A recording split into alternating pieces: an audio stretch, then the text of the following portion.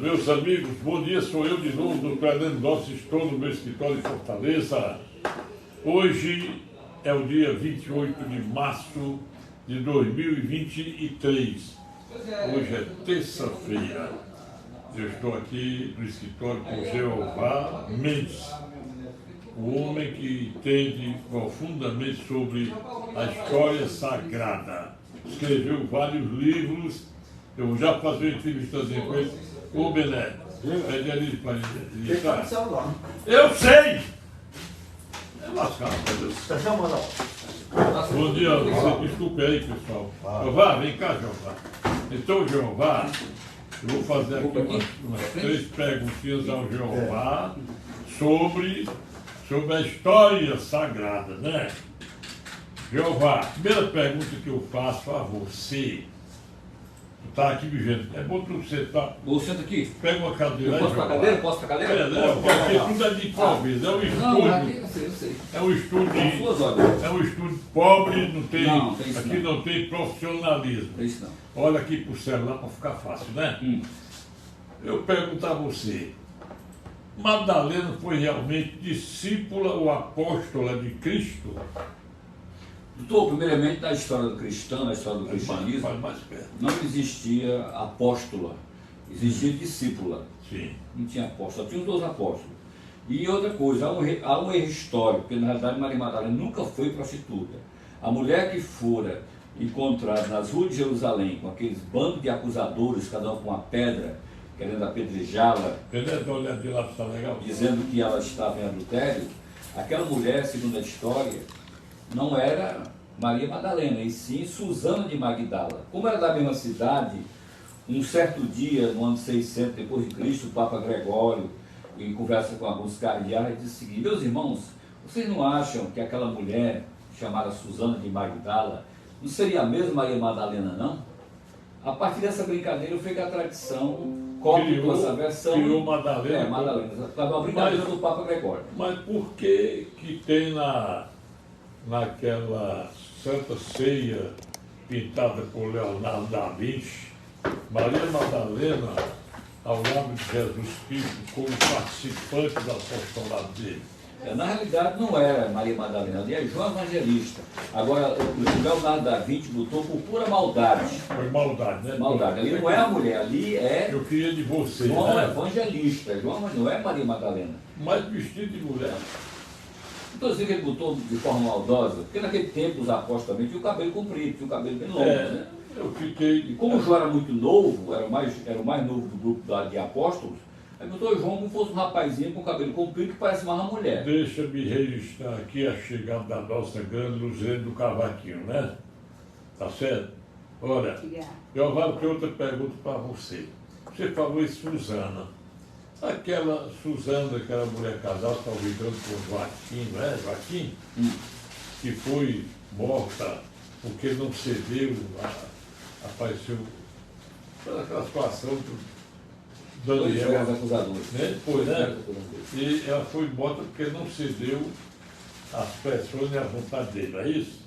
Doutor, só uma correção aqui, ela não chegou a ser morta. Não, né? 2 velhos acusadores Foi apedrejados. pronto, isso. Ali foi na Babilônia, em 600 a.C. Foi quando Daniel chegou e resolveu decidir, né? Exatamente. Que eles, aproveitando a condição de juízes, velhos juízes, queriam transtornar sexualmente a Susana e ela não aceitou, não é isso? Exatamente. Pronto, então, Acusado. Como ela não cedeu, eles inventaram umas histórias meio falsas, e aí Daniel desmascarou os 2 e os 2 foram apedrejados, mas ela foi salva, ela é Susana. eu quero te fazer uma pergunta.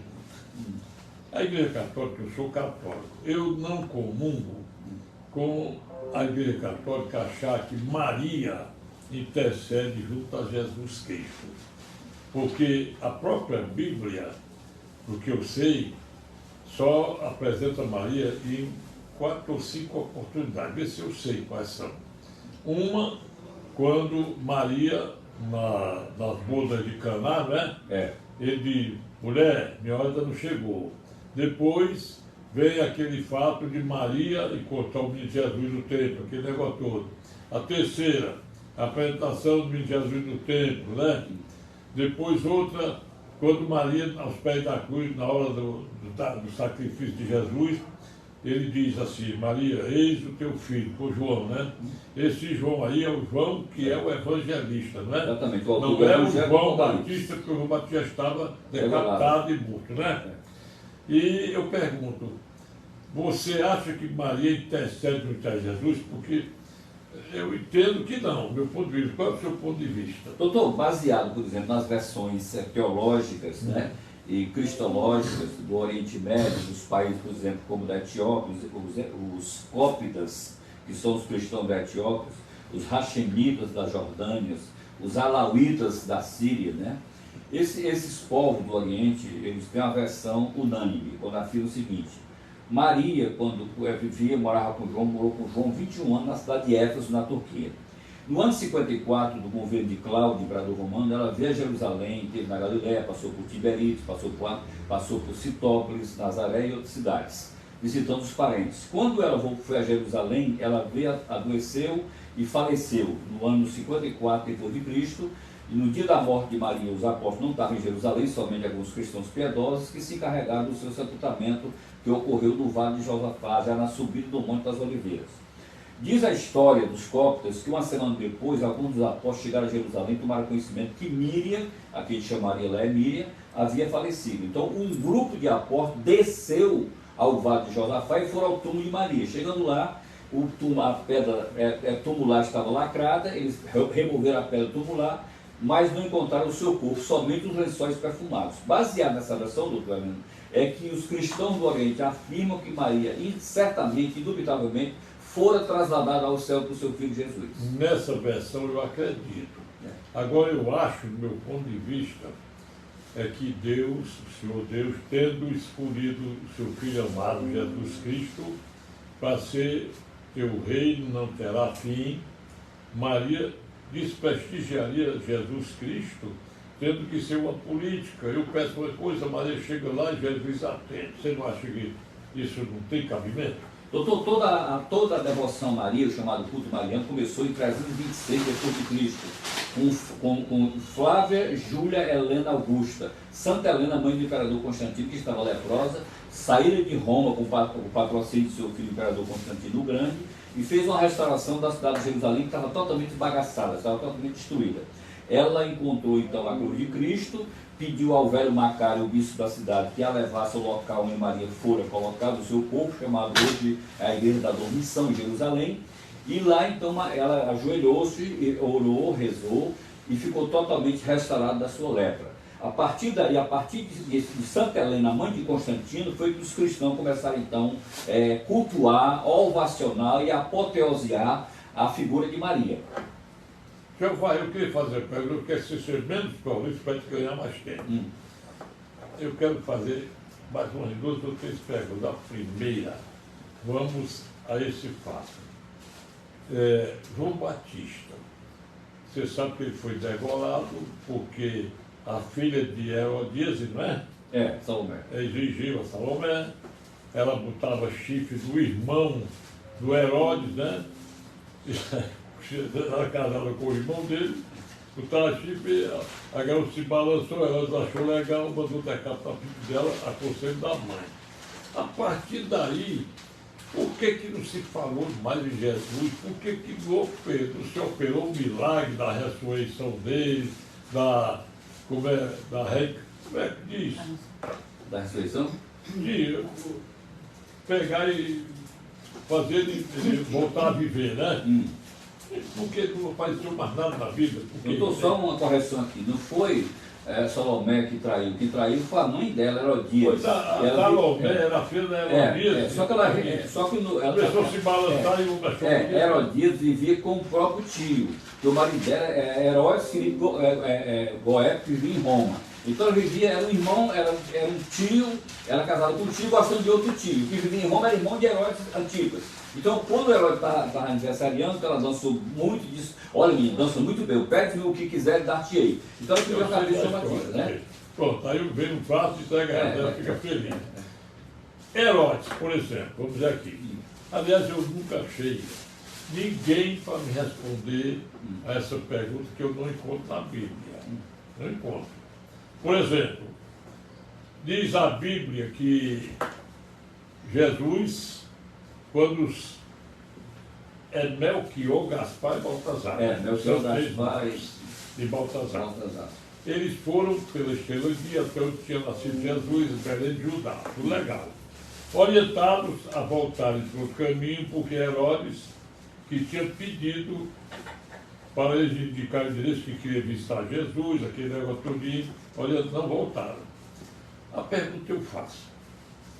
A seguir, nós temos na Bíblia que o menino Jesus foi apresentado ao templo para a apresentação, que era a exigência da lei do judeu, né?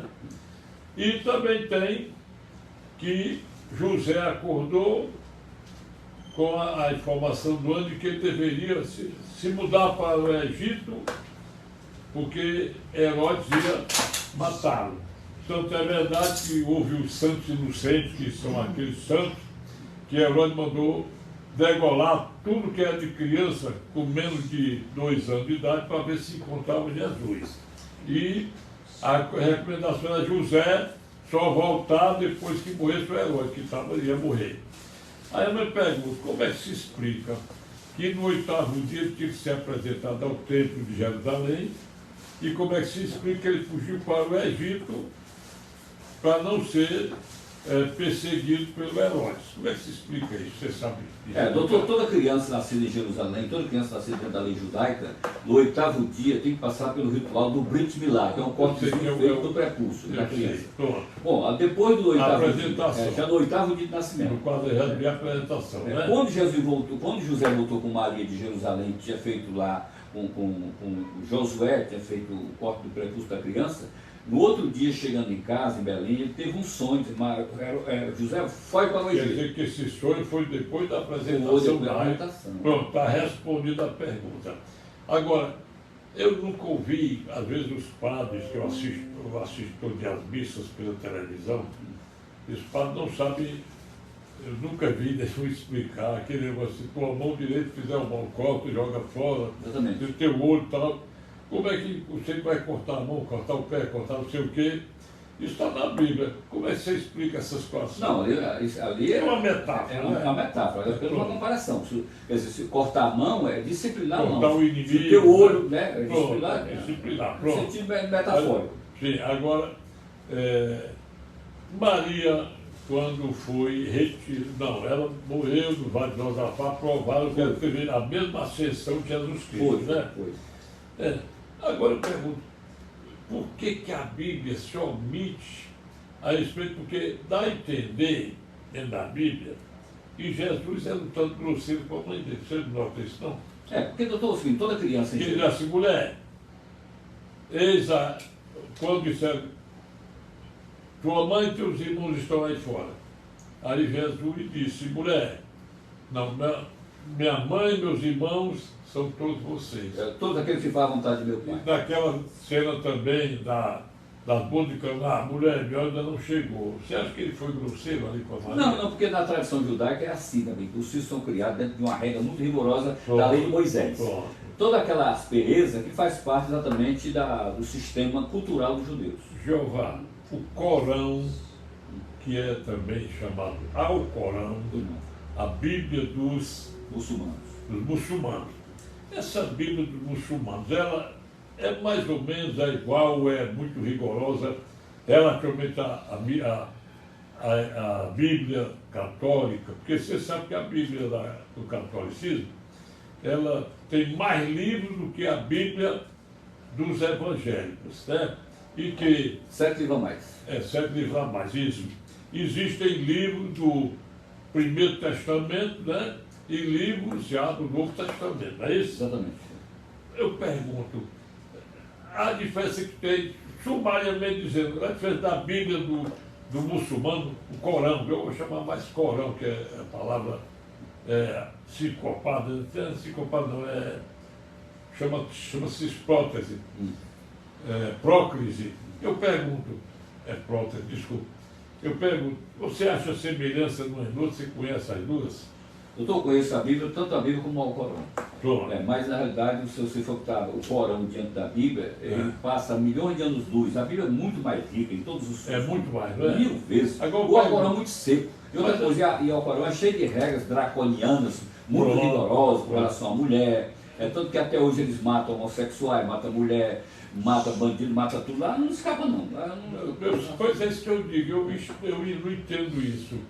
Eu não entendo, porque eu entendo o seguinte, o ser que nasceu, ele não pode ser culpado da deformidade dele, não é? Mas lá não quer saber disso não. Lá a mulher só tem 2 direitos. Quais são os países que cultuam o Corão ali? É a Arábia Saudita, né? Não. A Arábia não, né? Doutor, Eu são sei que o 58 países. Catar, o Irã, né? Não, são 58 países. São, né? A metade da Ásia, todinho pegando do Cazaquistão, até a metade da África ali, pegando todo o Oriente Médio, pegando o Extremo Oriente, país do O Oriente Japão Médio. não está disso, não? Não, o Japão ali é budista. Israel, é budista. Agora, Israel é o único que segue o judaísmo. O restante que demais países, toda a Arábia Saudita ali, os Emirados Árabes, o Egito, a Tunísia, todos aqueles países, Mauritânia, tudo, Indonésia, Malásia, tudo, são todos seguidores do Alcorão. São E o Israel? Não, Israel é judaico. É judaico. Segue a lei de Moisés. Eu pergunto, falam que Jesus não é muito aplaudido no Israel, é verdade? É? Não, Jesus lá, para os judeus, Jesus não vale um pau para jogar numa gata. Não É, né? Não vale nada. Porque o judaísmo, que Jesus era lá de Israel, no outro canto não? Não, só foi verdade? Acontece que os judeus não têm Jesus como Salvador porque Jesus não veio como eles esperavam. E afinal de contas, quem é o Deus dos muçulmanos? Não, os muçulmanos, Alá Deus, Maomé o seu profeta. Alá e Maomé. Pronto. Alá Deus e Maomé o seu profeta. Pronto. Agora eu pergunto uma coisa. E os países que cultuam O o islamismo. tipo agnóstico, ou seja, os ateus, você conhece os países? Aí não vem toda a Europa, dos Estados Unidos e todas as Américas, mas o maior núcleo de pessoas agnósticas se concentra na Alemanha, França, Bélgica, Dinamarca, Mas Suécia. não tem nenhum país assim, especialmente Não. com os agnósticos, não, né? A Polônia chega mais Eu perto acho da que eu vou Polônia. conversar com você, porque você sabe que o Cid Carvalho me faz perguntas, É. e alguém talvez pense que eu também não entendo alguma O senhor coisa. entende, mas sou intelectual. Sou intelectual. Eu não sou nada. Apenas O senhor faz Eu- as perguntas com muita sabedoria. essas profundidade. perguntas- Sim, também do mesmo jeito, não tem diferença entre o senhor e o Cid Quer Carvalho. dizer, eu quero pedir aos senhores que estão assistindo, sei que o mundo todo pode estar ligado na gente, né? Que aqui é Facebook, YouTube, Instagram. Então o Jeová hoje ele é artista aqui. Ele fala muito em rádio, que é sem fio, ninguém vê a cara do Jeová. Mas aqui ele está vendo, está sendo visto pelo Márcio Almeida lá em São Paulo, e outro mais pela a Caixa Singela, o pessoal lá do Rio de Janeiro. Só no jogo fui 8 vezes. É o pessoal que gosta de ver a gente. Olha, eu vou te agradecer, mas só vou terminar aqui perguntando uma coisa. Olha, aquelas cenas ali da saída de Jesus da cruz, colocado no túmulo, no Santo Sepulcro, aquele tirado da pedra, do Santo... Aquela pessoa, aquela mulher que olha para trás e diz: o senhor não sabe onde é que botaram meu rei, não, meu senhor? Como é o nome daquela senhora? Aquela Maria Madalena. Maria Foi a Madalena. primeira vez, foi a primeira mulher que viu Primeira Jesus mulher. ressurreto. Eu pergunto, quem foi que chegou primeiro e olhou para dentro do Santo Sepulcro e não viu Jesus Cristo, não viu, só viu lençóis? Não foi ela, não foi? Não, foi o jardineiro, que era um etíope, que cuidava lá do Monte das Oliveiras, lá no Getsemane. Foi a primeira vez a ressurreição de Jesus. Que hoje ele é tido como santo pelos etíopes. A última pergunta a fazer, porque se eu for, vou até depois com você. Eu vou perguntar, quem foi, tem duas perguntas, quem foi?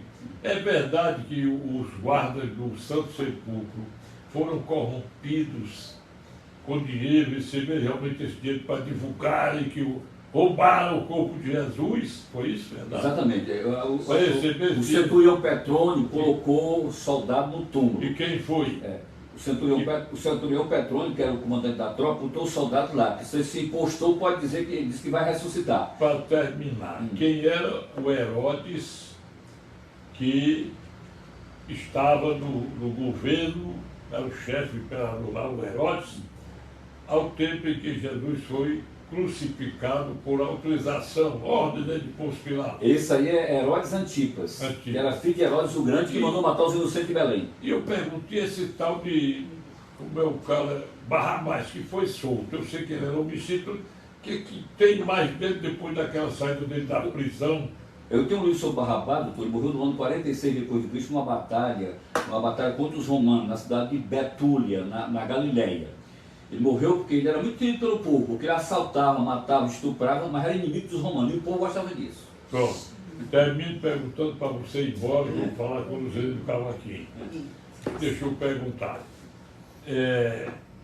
Falam de Joana d'Arc seria a reencarnação de Judas Iscariotes.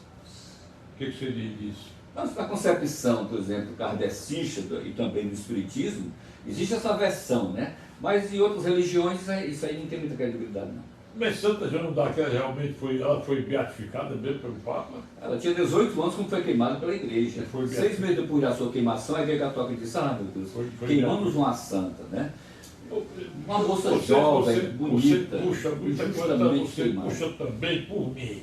Aí me obriga a fazer perguntas. Me obriga. Tá bom demais. Muito bom. O negócio aqui é curto e objetivo.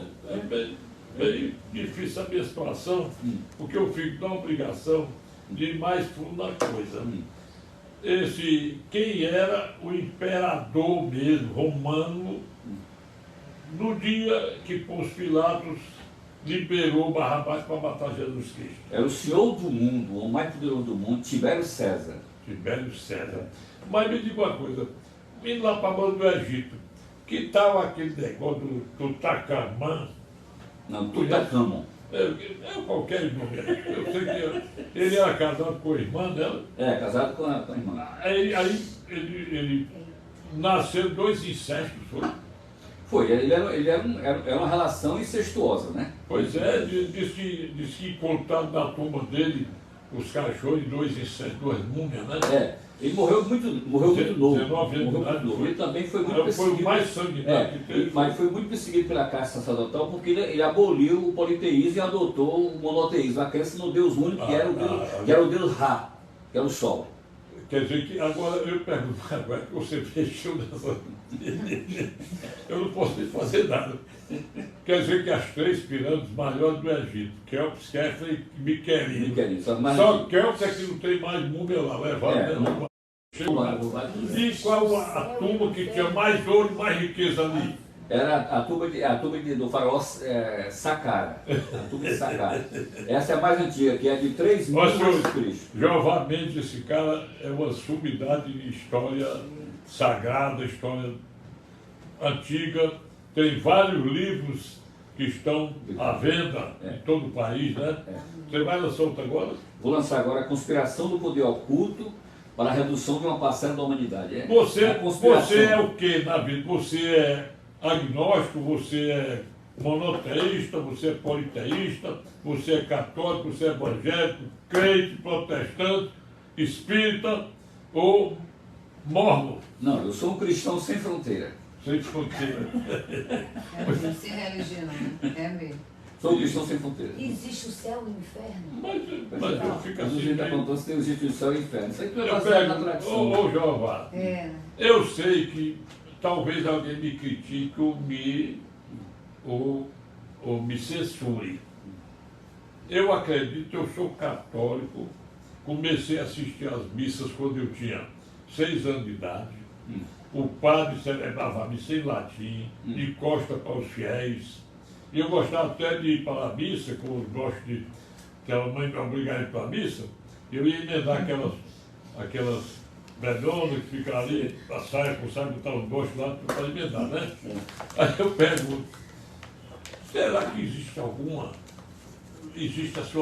proibição dentro da Bíblia, dentro de qualquer campo do direito canônico, do direito romano, que for, sobre o fato de eu acreditar na reencarnação sendo católico? Tem muitos padres, bispos, cardeais e outros grandes clérigos do catolicismo, da catolicidade, que também são espíritas. Jeová, obrigado a você. Que Deus lhe abençoe. Eu peço que você assista ali um pedacinho, que eu vou dar uma olhada direito aqui pro meu Só para encerrar aqui, agradecer, doutor, ao lado da minha amiga Luzirene, que há cerca de quase 40 anos atrás, quando eu trabalhava na CIAS, eu levei a Luzirene lá na CIAS. Lembra, Luzirene? Ah, rapaz. Aliás, a Luzirene tem muitas músicas gravadas, músicas minhas, sabia? No YouTube tem. Eu gosto muito dela, ela é muito querida. Pois é, pois faça isso aí. Muito obrigado. Obrigada. Tá, que Deus lhe abençoe, Jeová. Deixa eu dizer aqui só o que eu vou dizer, você vai gostar. Apenas reprisando os acontecimentos que estão aí pelo Brasil inteiro. Agora mesmo, eu posso dizer que tem juiz, tem advogado, tem promotor. Aqui o nosso tribunal é acostumado a afastar juiz que vem de sentença, isso, aquilo. Será que tem médico também desse tipo? Eu acho que tem, né, Jeová? Deve ter. Olha bem, porque o Lula teve uma pequena pneumonia. Quando aquela médica botou um print, dizendo que não tem nem pequeno, nem média, nem principiante, nem iniciante pneumonia. Pneumonia tem que tratar logo. E agora houve a prorrogação por 15 dias. Será que isso é para esfriar a luta que o povo está contra esse cara que está ocupando o governo ilegitimamente? Pergunta que eu faço. Olha, veja bem, dentro do direito constitucional brasileiro, nós temos só dois tipos de prisão. A prisão em flagrante e a prisão por ordem do juiz. A prisão por ordem do juiz pode ser preventiva, pode ser provisória ou temporária. Aliás, pode ser provisória, que é a temporária, ou a preventiva. Aí, em pleno governo do PT, o segundo governo do ilegítimo aí, houve uma lei que modificou a redação do artigo 283 do Código de Processo Penal, só para você lembrar dessa história. Esse artigo, eles pegaram e somaram o artigo 5º 57 da Constituição com o artigo 5º 61, vou explicar. O 5º 61 diz: ninguém será preso se não em flagrante delito ou por ordem da autoridade judiciária competente. E o 57, o artigo 5º, diz lá: ninguém será considerado culpado antes do trânsito em julgado da sentença penal condenatória. O que é trânsito em julgado da sentença? A sentença é proferida aqui, os recursos vão até o inferno, em Brasília, só quando tem mais recursos é que ela transitou em julgado e deve ser respeitada por ordem contida no artigo 5º, inciso 33, o artigo 5º, inciso 36 da Constituição Federal, respeito à coisa julgada. Olha bem, eu aprendi, desde que eu comecei a estudar direito, há 60 anos, já sou cabra velho, eu aprendi, Jeová, que a presunção de inocência é uma coisa e a inculpabilidade é outra. Presume-se a inocência até quando o tribunal, que é a segunda instância, ratifica uma condenação ou o próprio tribunal condena. Por que isso? Porque o juiz é o destinatário das provas. As instâncias superiores, o STJ e o STF, eles não podem estudar nem analisar provas. Então a inocência do réu se acaba ali na segunda instância, sendo obrigatório o recolhimento dele à prisão, quando eu acho que até em primeira instância deve ser para condenação e prisão. Aí, botaram no artigo 283, ninguém será preso se não em flagrante delito, 5º 61, ou não pode ser preso antes do tanto em julgado da sentença penal condenatória. Ora, aí o cara começa a recorrer, aí é o prestígio, só a prisão preventiva. Começa a recorrer e não vai preso, não termina prescrevendo. Houve uma ação declaratória de inconstitucionalidade desse artigo 283, que em parte é inconstitucional. Eu me lembro que acharam declarar que era constitucional, por isso aí já livraram o Lula da jogada. Nós temos isso aí para lembrar. Lembrar mais, senhores. Lembrar mais. Que não se pode censurar os resultados das eleições, que é crime contra a democracia. Isso não existe. A democracia vem sendo violentada desde o momento em que o Supremo Tribunal Federal vem tripudiando o direito do cidadão. Isso aí está acontecendo. não vou dizer mais nada, porque quando eu falei em corrupção de advogado, de juiz, de promotor, de desembargador, de ministro, será que não tem? Será que não tem do médico que para esfriar o caldeirão em que está deitado o Lula, aí prorrogaram aí a licença dele de 15 dias, que ele vai ter que ter repouso 15 dias, será que não foi? Agora tem que saber que lá em Portugal, porque eu me lembro, eu era locutor desse tempo profissional, quando Oliveira Salazar era o ditador português, 40 anos de ditadura. Foi então que a Revolução Cravó eliminou essa ditadura. Foi em 74. Pronto, 74. E no dia 25 de abril é comemoração, é feriado nacional lá em Portugal. Vai comemorar o dia dos 40 anos de ditadura liberados por força dessa revolução. Primeiro, pediram para o Lula discursar lá. Então, a disseram que ele não pode. Aí houve uma revolução, resolveram, o parlamento por inteiro resolveu não permitir que o Lula pise ou passe lá pelo parlamento português. O mesmo aconteceu com o parlamento inglês, que não quer nem ver. Basta dizer que tem duas, aliás, tem umas 4 ou 5 criaturas que estão aí nesse barco. Os jornais do mundo inteiro estão sabendo da conduta do Lula, a conduta do Alexandre Moraes, do Luiz Roberto Barroso, Edson Fachin, do Gilmar Mendes, que é o principal artista de toda a exclamação, e o povo brasileiro, em nome do princípio da moralidade, previsto no artigo 37 da Constituição Federal, não pode aceitar que o Senado aprove na sabatina o Cristiano Zanin Martins, advogado do Lula. Que olha que tem as ligações do PCC com o Lula. Primeiro, ele fundou o Foro de São Paulo em 1990, ao lado do Ciro Gomes, do Fidel Castro, do Hugo Chávez e um representante das Farc. Isso aí está escrito lá nos depoimentos e nas cartas que estão com Hugo Carvajal, general venezuelano, no Serviço de Inteligência da Venezuela, que já está preso lá, e que lá o governo espanhol, que é meio canhoto também, está maneirando, porque se ele for extraditado para os Estados Unidos, lá tem prisão perpétua para ele por causa do narcotráfico. Preste bem atenção. Agora, quando o senhor Lula libera navios iranianos para aportarem no Brasil, navio de guerra, com ogivas nucleares na certa, ocasionando o quê? O conflito, não é conflito, o desgosto do John Biden, americano, que já fechou os olhos para o negócio de ajudar na Amazônia. Olha bem.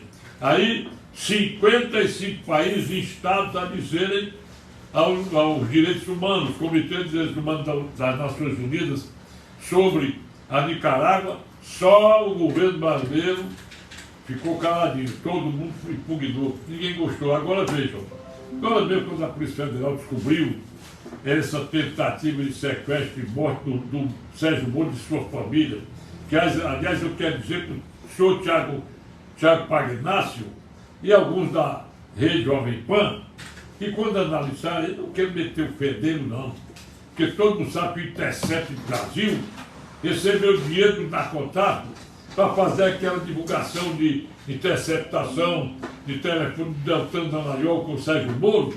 Aquilo é ridículo. E ele foi aproveitado para poder liberar Lula, que é o artigo 5º, 156 da Constituição Federal, não admite prova conseguida ilegalmente em processo. Aí dizer, não, nós estamos dentro do artigo 5º, inciso 14 da Constituição, que é a preservação do sigilo da fonte. Preservação do sigilo da fonte, mesmo assim, se tem origem criminosa, delituosa, tem que ser quebrado o sigilo, como fizeram agora com os advogados aquele bicho, o bicho que mandou que queria matar o Bolsonaro, Adélio Bispo de Oliveira, né? Pronto. Bom, então, isso aí é horrível. E agora que a Polícia Federal descobriu aqueles cabeças de porco do narcotráfico que fazem a quadrilha não aparecer com e-mails falsos, simulados, para não dedurar o pessoal do PCC, nem do Comando Vermelho, usando o e-mail da seguinte maneira: Lula livre 1063 @ical. Aí vocês veem quantos e-mails foram passados. Meu amigo, é ridículo. Eu vou ficar por aqui e dizer para o senhor o seguinte: agora eu vou dar uma aulinha de direito para quem me pediu. Eu acho que não é verdade o que você disse, então eu vou dizer o que ele disse. Você me perguntou, foi o seguinte: olha, doutor, eu fui a um advogado da Cula e não disse quem era, não. Eu preferi saber. Eu tenho um apartamento meu alugado, o cara não está pagando, não quero fazer esse principal pagamento, eu estou precisando de morar, que eu estou pagando aluguel, eu pagar aluguel com o dinheiro do cara, eu quero usar uso próprio. Eu posso fazer isso para o juiz especial? Aí a resposta foi a seguinte: quanto é que vale o seu apartamento? Não, deve fazer uns 400 mil reais. Não, não pode, porque o apartamento é muito caro. Esse advogado, que realmente existiu, ele informou errado. Nós temos no artigo 3º 2 tipos de ações envolvendo imóveis: o despeito ao uso próprio, artigo 3º, inciso 3º, e a reivindicatória de propriedade ou reintegração de posse. Para a reintegração de posse, é exigido o valor do imóvel, porque toda ação envolvendo a propriedade, o tipo de propriedade, artigo 1228 do Código Civil, é preciso, o valor da causa tem que ser o valor do imóvel, artigo 292 do Código de Processo Civil. Aí, mas para despejo, você pode ter uma mansão valendo 1 milhão. Se o aluguel for, cujo somatório de 12 meses não passe dos 40 salários mínimos, ou seja, o aluguel de 3 mil, 3 vezes 12, 36, você pode propor despejo para uso próprio, nas seguintes condições: o artigo 58, inciso 3º da Lei do Inquilinato, que é a Lei 8245, 18 de 10 de 91, diz que o valor da causa das ações de despejo, qualquer que seja a ação, é de 12 vezes o valor do aluguel. Então já cabe dentro da alçada do juizado especial, que é de 40 salários mínimos para o juizado estadual e 60 para o juizado federal. O primeiro por força da Lei 9099/95 e o segundo por força da Lei 10.259/2001. Olhe bem. Agora, é preciso a condição exigida pela Lei do Inquilinato.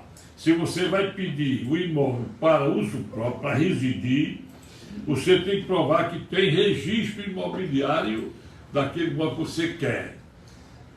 E também a lei presume que você está necessitando do imóvel para morar. Mas se você pediu, o juiz decretou a evacuação do imóvel, entregou a você, e você não ocupou dentro de 180 dias, dependendo do caso, você está em crime ou contravenção contra o inquilinato, artigos 43 e 44 da Lei do Inquilinato.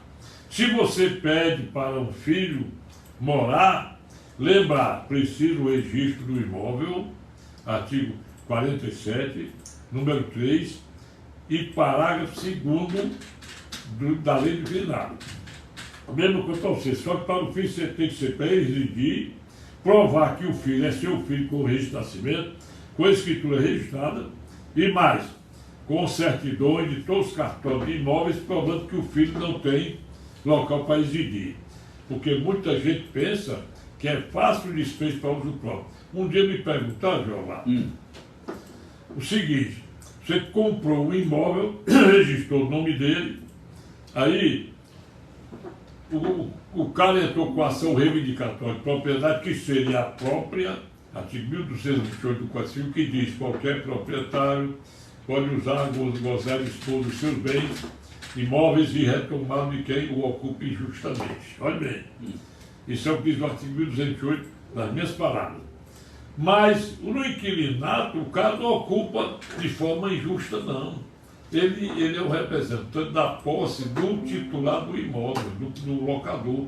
Daí porque a lei do inquilinato, no artigo 8º, ela diz: se o adquirente, ao comprar um imóvel, estava ele ocupado por inquilino, aí o caso ele notifica o inquilino, oferecendo 90 dias para desocupar e pagar aluguel ao novo dono, sob pena de, depois de 90 dias, ele está com ação de despejo por denúncia vazia e ainda se vê assinalado pelos danos morais e materiais que ocasionaram a não saída do inquilino no prazo da natureza.